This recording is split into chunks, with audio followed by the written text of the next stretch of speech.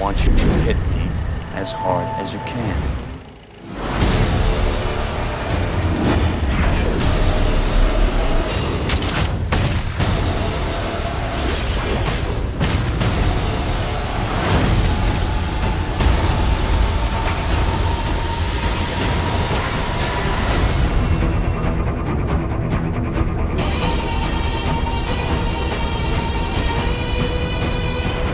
I'm in London right now, and we're about to walk into the editing bay for Warner Brothers to check out some Wonder Woman footage and talk to director Patty Jenkins. So let's go find out what we can find out. Last year, we got our first look at the big screen version of Wonder Woman in action with Batman vs. Superman: Dawn of Justice, featuring Gal Gadot in the titular role. We also received word that director Patty Jenkins would be directing the first solo film for the character, set for release this year. So, in an effort to share more about Wonder Woman and what audiences can expect in terms of characters, setting, action, tone, and story, the studio invited us to visit the edit bay in London to get a glimpse at a few scenes and talk to the director, Patty Jenkins, about her approach to the film, as well as her many insights and goals in delivering the final product. Now, before checking out the scenes, we were given an extensive breakdown of the overall story, which focused mainly on the first third of the film, from the very origin of Diana and her family on Themyscira to her eventually leaving with Steve Trevor to London during World War I on a mission to save mankind. With that, here's a breakdown of what we learned and what we saw. Wonder Woman will open in present day with Diana working at the Louvre in Paris. She receives a package from Bruce Wayne, which contains the physical picture of Wonder Woman, Steve Trevor, and their team from World War I that he had emailed her in Batman vs. Superman. This causes Diana to reminisce over the image, leading to the beginning of the film's story in Themyscira.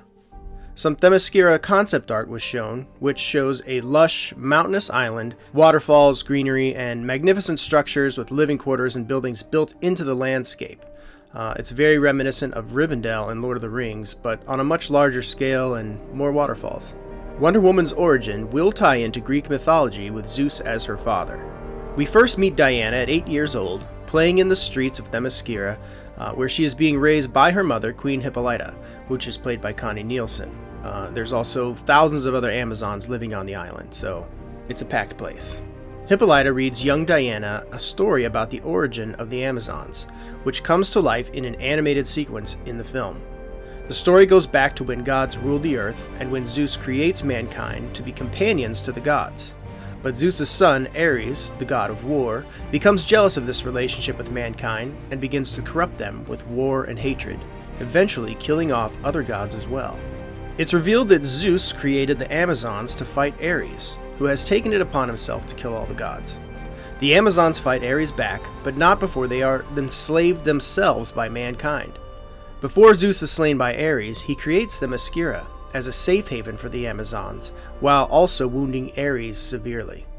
Zeus also has created the God Killer Sword, which most of us know from the comics, the only weapon that can kill Ares, which he leaves to the Amazons. While Ares has seemingly disappeared, the Amazons continue to train in preparation for his return. They are essentially a warrior race to begin with, so it's within their nature to continue to prepare for battle. Diana's mother does not initially want her to be trained in combat, as she fears that Diana will seek out Ares to attempt to fight him. Probably a good call. However, Diana is trained in secret by her aunt, General Antiope, played by Robin Wright Penn. But eventually her mother finds out, and after some arguing they both agree that not only should Diana be trained in combat, but she should be trained to be the greatest Amazon warrior to ever live. In her training, Diana discovers that she is stronger than she knows, having unique abilities such as the power waves she can send by crossing her arms, as well as superhuman strength and speed. She is, it appears, more than just an Amazon. Steve Trevor happens upon Themyscira when his plane crashes there after fleeing with stolen intelligence about a secret weapon being developed by the Germans during World War I. Diana witnesses this crash and saves Trevor, who happens to be the first man she's ever seen in her life. She brings him to her mother, where he reveals he's an American fighter pilot working with the British government. One of the villains of the film, a German general played by Danny Huston, is operating outside of his command to develop a deadly gas to use on Allied forces, with the evil Dr. Maru, a deformed scientist, doing the dirty work. Shortly after Trevor is captured, a battleship of German soldiers shows up at Themyscira to retrieve him, but the Amazons respond in kind and battle the soldiers on their own shores. Trevor is concerned for the Amazons as they have no guns, but quickly sees that they are very well prepared and employ a unique collaborative fighting style, working as a team to take down the Germans. They end up winning the battle, although take some casualties regardless.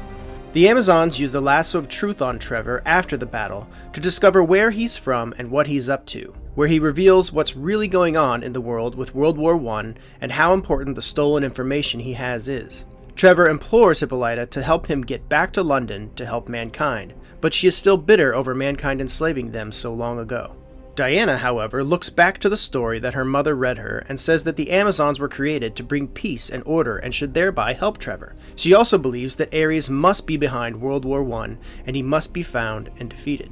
Queen Hippolyta forbids Diana to get involved in the World War I plight, but Diana defies her, setting out with Steve Trevor to find the most violent place that the war is taking place, as she believes that's where Ares will be.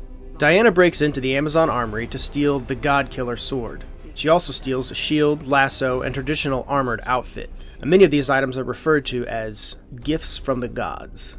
Diana and Trevor show up in London in 1918, which is where Diana is exposed to a world very different from Themyscira. She is very much a fish out of water in this setting. She tastes her first ice cream, sees her first baby, and encounters a world where women are treated very differently than they are in Themyscira. As Diana continues her trek to find Ares, she is also developing her powers, which come in many forms. She's able to use her gauntlets to block bullets, as well as her shield. She's super fast and strong, able to jump massive heights, and strong enough to throw tanks. Not a bad set of skills. She's my Superman, is how Jenkins saw the character, and did not want to make her dark or gritty. Just let her be Wonder Woman. Director Patty Jenkins' goal is to make a classic film, which is a composite of Superman meets Casablanca meets Indiana Jones. She says, "It was those three films. It's a classic film. We are making a classic film. We care about humor, we care about epic, we care about heroism, we care about arc and story. Make it elegant. Go for it."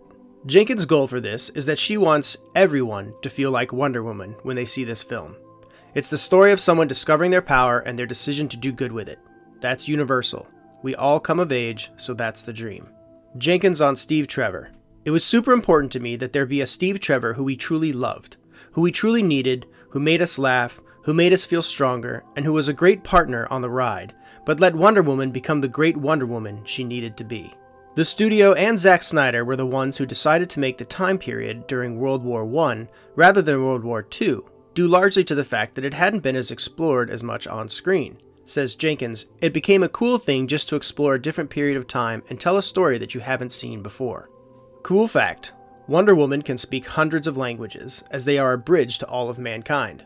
Again, not a bad skill to have. The Wonder Woman theme, as heard in Batman vs. Superman, will show up in the film, but not used continuously. Says Jenkins, "It has its own journey. I see the movie as the creation of both the character and the theme, but it's not the easiest thing to just throw all over the place." The score for Wonder Woman will be done by Rupert Gregson-Williams. Just FYI. Finally, we saw 3 scenes from the film. The first has Diana and Steve Trevor leaving Themyscira by boat under the cover of darkness. Now here they engage in some awkward, funny banter that plays off both characters' individual personalities and teases their attraction to one another in some not-so-subtle ways. It's a very funny sequence and a very telling sequence, which I think they pulled off really, really well. Well, that's neat. The second sequence we saw was one of Danny Huston's evil General Ludendorff talking with Dr. Maru, the female scientist making the deadly gas used in the film. Now it's here that she offers Ludendorff a different potion to help him regain his strength, which causes him to go berserk for a bit, and he crushes a gun to pieces with his bare hands, showing that there's definitely more to Ludendorff than meets the eye.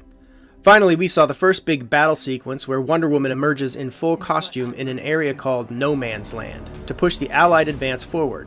This is the same sequence that's teased in the trailer where Diana is blocking bullets with her gauntlets and shield. It's a rousing and dramatic sequence, and it really highlights the journey of discovery in becoming a battle-tested Wonder Woman.